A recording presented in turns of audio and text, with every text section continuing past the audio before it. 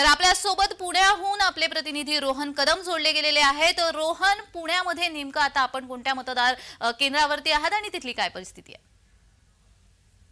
सध्या आपण कोथरूड विधानसभा मतदारसंघामध्ये आहोत, कारण की कोथरूडमध्ये मंत्री चंद्रकांत पाटील यांच्याकडून जे आहे ते मतदानाचा हक्क आतमध्ये बजावला जातोय। ते आता काही क्षणांपूर्वी आतमध्ये जे आहेत ते मतदान केंद्रावरती आपला मतदानाचा हक्क बजावायला गेलेले पाहायला मिळत आहेत आणि त्या ठिकाणी ते मतदानाचा हक्क बजावतील। साधारणतः 7 वाजल्यापासून या सगळ्या मतदानाला जे आहे ते पुणे शहरातील विविध भागांमध्ये सुरुवात झालेली आहे आणि त्या माध्यमातून हजारो पुणेकरांनी सकाळच्या सुमारास जे आहे ते मतदान केलेलं पाहायला मिळते आणि काही ठिकाणी जे आहे ते सुरळीत मतदान सुरू आहे आणि काही ठिकाणी काही मशीन ज्या आहेत त्या बंद पडल्याच्या माहिती ज्या आहेत त्या समोर येत आहेत। त्यामुळे 5-6 वाजेपर्यंत चालू असणार हे मतदान सुरळीत पार पाडण्यासाठी मोठं आव्हान जे आहे ते या संपूर्ण यंत्रणेसमोर असणार आहे आणि ही यंत्रणा नेमकी आता हे आव्हान कसं पेलतंय हे पाहणं महत्वाचे आहे। परंतु पुण्यामध्ये 8 विधानसभा मतदारसंघ आहेत। साधारणतः या 8 विधानसभा मतदारसंघामध्ये बूथवरती विविध ठिकाणी जे आहे ते संवेदनशील बूथ मानले जात आहेत आणि त्या ठिकाणी देखील मोठ्या प्रमाणामध्ये विविध व्यवस्था जी आहे ती